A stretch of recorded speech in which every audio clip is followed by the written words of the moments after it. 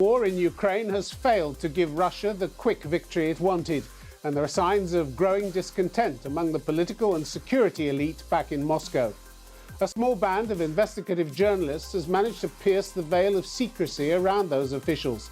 Among them, Andrei Soldatov, founder and editor of the Agentura website, which tracks Russia's intelligence services. He's my guest this week from London. How worried are Russia's spies about the progress of the war? People inside are not really happy with the way the war is going, and they blame just one guy, Vladimir Putin, for that.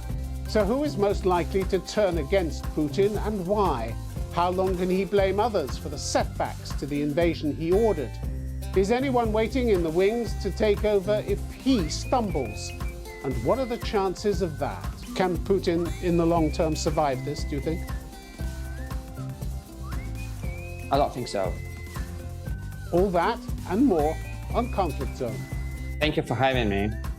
For a long time, you and some of your colleagues have maintained extraordinary contact with whistleblowers in the Russian security services. You implied recently that failures by Russia's army are causing cracks in Russia's leadership. How serious, in your view, are those cracks? Well, that is correct. Vladimir Putin started this war by attacking his own people, and we see him attacking his foreign intelligence agency. Then he placed under house arrest two FSB generals, domestic agency, but with a foreign intelligence branch in charge of the situation in Ukraine. Then it was a turn for the National Guard, and the deputy head of the National Guard was forced to retire, and he was just 45 years old. So yeah, it doesn't look really good, and it sounds really, really different from the previous wars Vladimir Putin had. And that caused a lot of confusion inside of the security services, and people inside are not really happy with the way the war is going, and they blame just one guy, Vladimir Putin, for that. Doesn't he risk turning some of them into powerful enemies against him? After all, it's a pretty ruthless system, isn't it? Yes, it is, but the thing is that while Russian security agencies and the army, they do not have a tradition to conspire, to be honest. The last time the Russian military tried to have some sort of coup d'etat was probably in the 19th century with the revolt of Decembrists in 1825, and it didn't go well for them. The Russian security services always controlled the army, but it was always this branch of the military counterintelligence, one of the biggest departments of the FSB, and they have their own people everywhere, in every military department, in every military unit. So for the military, it's not actually an option. It's also not an option for the security services, because Vladimir Putin, just for his own security, has two security agencies, and they're just there to protect him personally. If you were Putin, though, whose loyalty do you think you could now count on unconditionally? I think his two personal security services. He has the service of the protection of the president. These people are the closest to him. And also he has this, the Federal Protection Service. Again, these people are tasked with providing protection for him and for high-level officials. And usually these people are very loyal to him. Won't there be insiders in this system, people in top positions who are looking at the poor performance of the army, looking at this huge economic backlash from the West that's about to hit them and saying, we can't survive this, it's all gone too far? You talk to some of Russia's spies. How worried are they about the progress of the war and the reaction to it in the West? Something they don't seem to have factored in. Well, yes, they are worried, but not because of the reaction of the West or the war in Ukraine. They're mostly worried about their positions. They see that Putin has been attacking their own people for quite some time. And to be honest, it started before the war.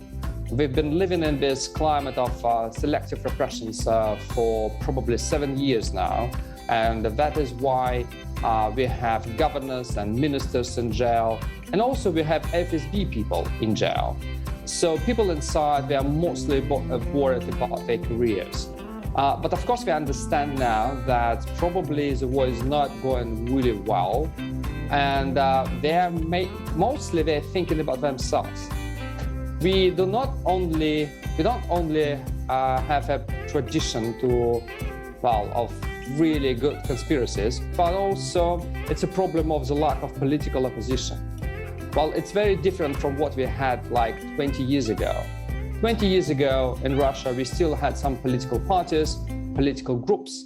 And if you have, say, several generals who were unhappy with the president, at least we had some political force to go and to ask them for political support.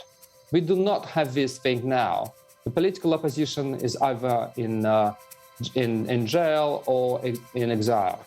Last week, one of your fellow journalists, Vladimir Osechkin, who's published a number of letters from an apparent whistleblower in the FSB, he went so far as to say that with every week the war goes on, the risk of a coup against Putin is growing. You wouldn't agree with that, would you?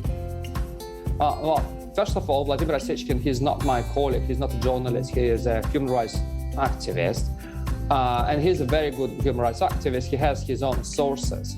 But my contacts inside of the security services, they are not, I don't hear from them that they are ready for some sort of action. I don't think they are there yet.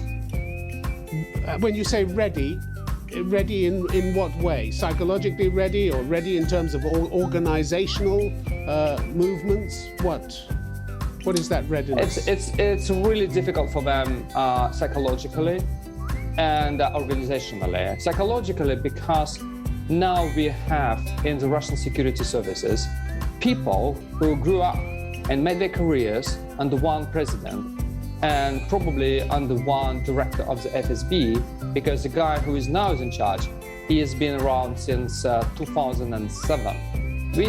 That means that you have a generation of officers who had no experience with other people, with other leaders, with political struggles. They grew up thinking that this president would be forever. And that, I would say, narrowed their thinking and their horizon. When you talk to them, they usually talk about the department, maybe about the unit, but never about the service and never about the country. They do not have these big ideas about the future. They're mostly concerned about themselves. So psychologically, it would be really difficult for them. Organizationally, as I said, just to build an underground organization inside would be a really huge challenge, because we have this big problem of mistrust inside of the security services. So you have middle-level officers distrusting the generals and generals distrusting the subordinates. How worried are these people inside the security services about losing their privileges and their money and their perks? Because Putin has helped to create a giant kleptocracy in Russia, hasn't he? Institutionalized corruption in the police and security services has been endemic for years, hasn't it? Yes, that is true. But starting in 2016, we have been living in a slightly different reality. Putin stripped the FSB and other security services of the right to travel abroad. So they already lost some of their privileges. They do not have, at least officially, the right to have properties abroad. So they were under some sort of, not repression, but some sort of pressure from the president for quite some time. So they know now. But still he has to buy their loyalty, doesn't he? With something. Yeah. Yes, absolutely. Yeah, they enjoy good salaries and all that. But it means that they are not feeling themselves independent. They are the instrument. That was made very clear by Putin. So you can see them in every criminal case against the political opposition or the Russian elites, but they are not acting independently. Whatever happens with Putin, there's no sign of any liberal faction waiting in the wings to take over, is there? None whatsoever. No, absolutely. It doesn't exist. And to be honest, even the hope that, say, the Russian oligarchs now might be, rebel just because we were put under the sanctions, well, it's not a really option here. These people, because they lost their contracts with the West some years ago, and they were given help by the government by military contracts. Now, many of them became part of the Russian military-industrial complex, and that makes them even more dependent on the Kremlin and Putin. Looking at the repression that's been going on now for some time, and obviously has been stepped up during the war, we have, 15,000 people so far arrested on the streets, beatings, widespread intimidation, long prison sentences. Are you hearing any qualms at all from the intelligence services that this is going too far, that Soviet-style repression is perhaps no longer sustainable in 2022? No, unfortunately, I don't hear that. On the contrary, people inside the security services are quite convinced that they are one of the last bastion against the chaos.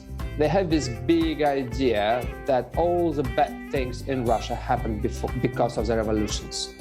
And they have this big fear that something like 1917 might one day repeat itself in Russia, and they have this obsession with the revolution. The problem with the revolution is that, in their opinion, the revolution was started by a small bunch of immigrants, not by a big political party. That is why they're convinced that they need to suppress all kinds of political activities, no matter how big it is.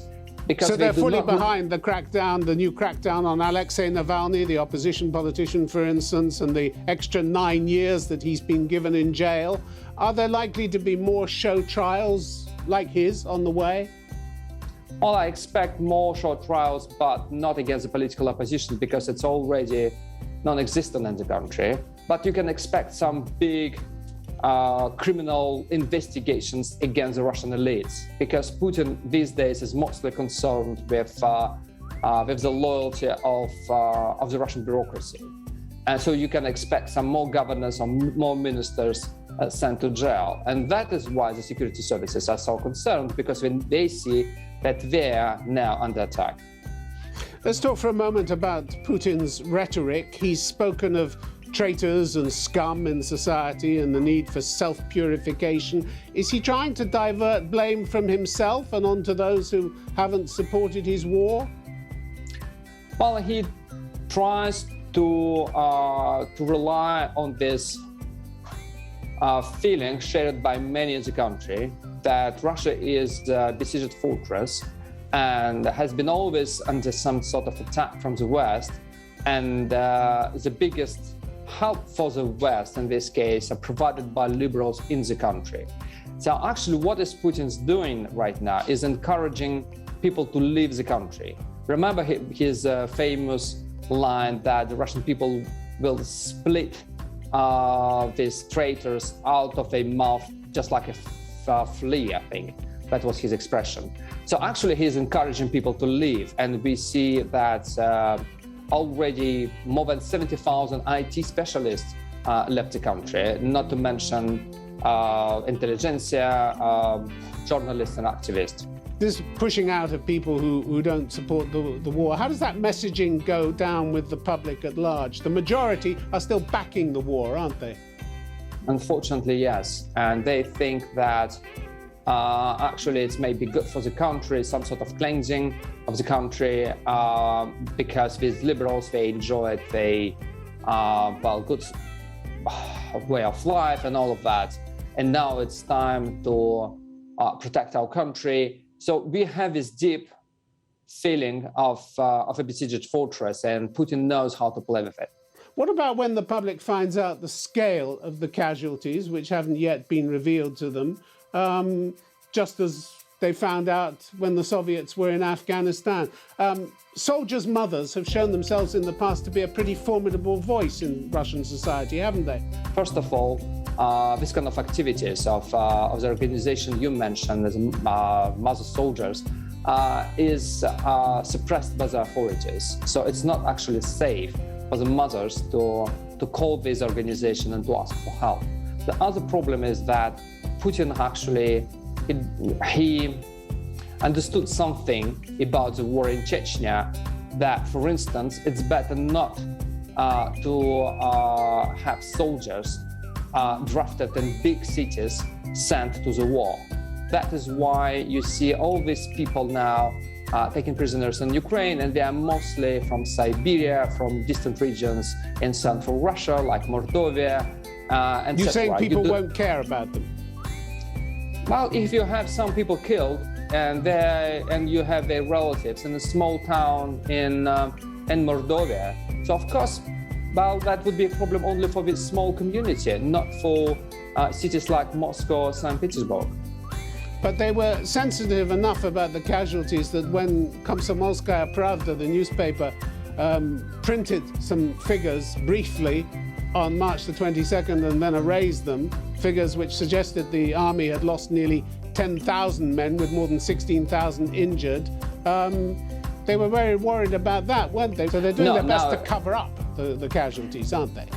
The latest figures provided last week was 1,351 people killed. But again, of course, it's very far from reality. Yes, you're absolutely right. We got really nervous. But to my surprise, it didn't trigger any reaction in the Russian society. So you have these mothers, you have their relatives, they're quite worried. But that's all about it. And to be honest, the most astonishing part of it is these relatives and mothers, they are mostly worried about their sons, but they are not worried about what their sons doing in Ukraine. So there is this astonishing lack of sympathy for the Ukrainians, which to me is very shocking because every single family, well, not single, okay, every second family in Russia has some relatives in Ukraine. What went wrong with the progress of the war, with the organization of the war? Last week, Igor Girkin, former colonel in the FSB counterintelligence, said the war in Ukraine was based on a catastrophically incorrect assessment of Ukraine's forces. The enemy was underestimated in every aspect. If that's true, why was the intelligence so poor?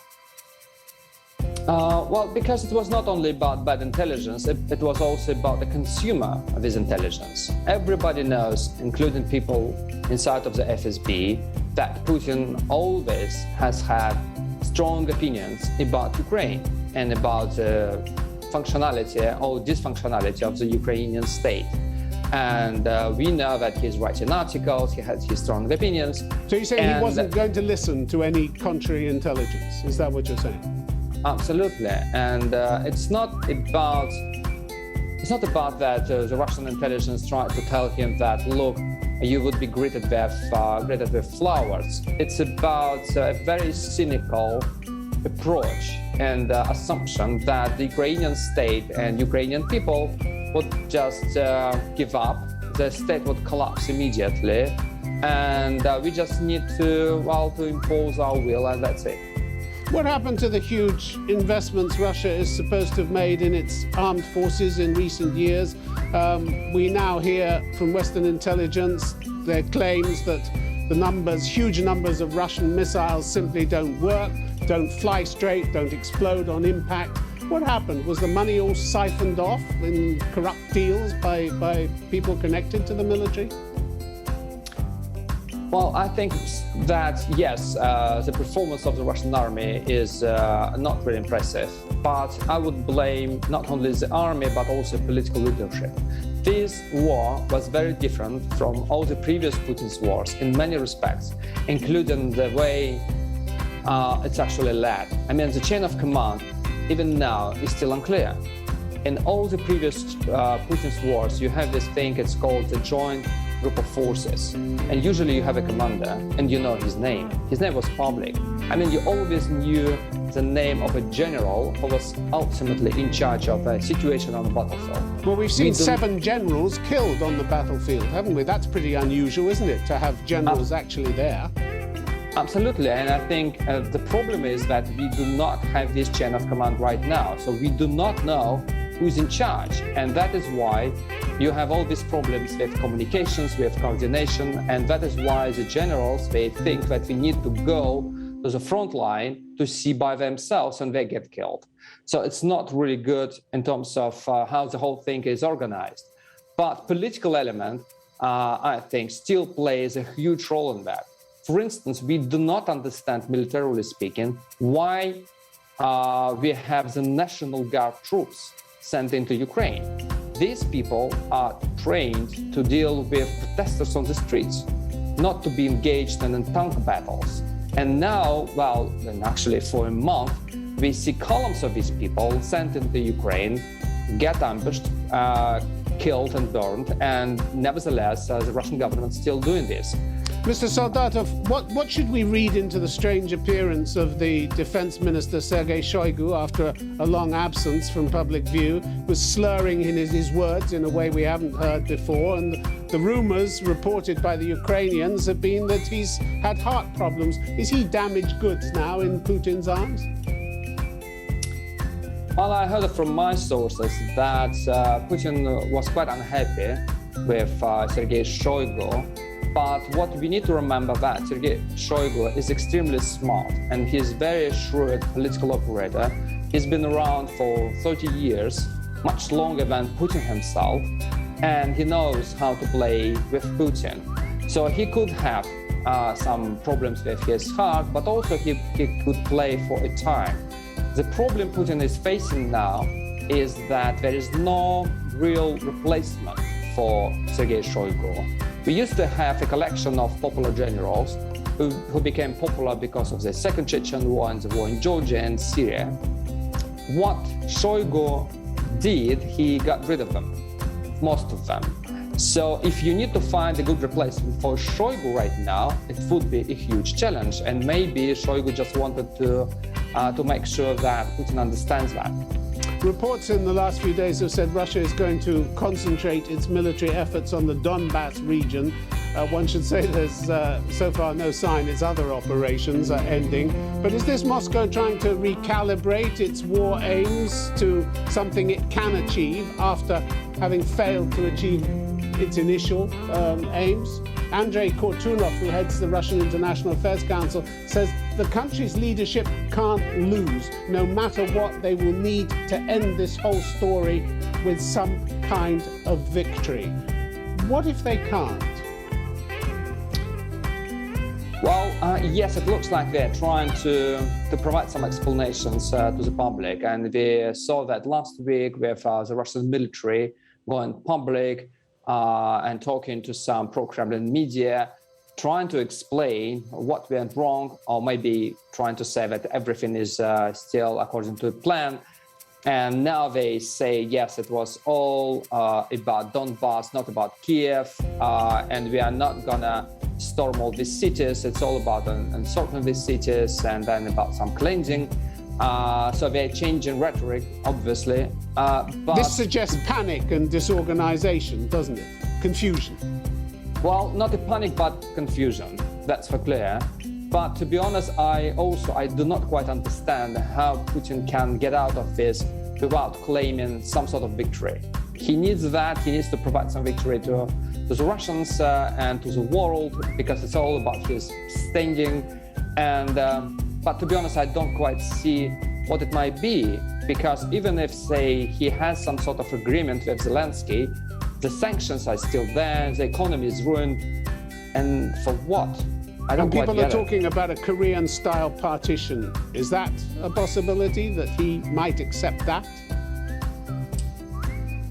Yes, but again, it would not be a real win for Russia, because he raised the stakes. He said that we need to cleanse Ukraine of the Nazis and all that. We need a new deal with NATO. He's not getting that. So again, I don't quite understand what his end game here. President Biden's words in Warsaw at the weekend, supposedly off the cuff, to the effect that Putin can't remain in power. How do you think that will have been understood by the various factions inside the system back in Russia, those who may be thinking that also Putin's time should be coming to an end? Well, there is one striking difference from what we see now from what we saw in 2014, when we saw the annexation of Crimea. Back then, the Russian bureaucracy, the Russian army, and the Russian securities were all on the same page. they all supported Putin. They believed that it was the right thing to do. Everybody got excited. And unfortunately, a large part of the population also believed that it was the right thing to do. Now there is a big shift.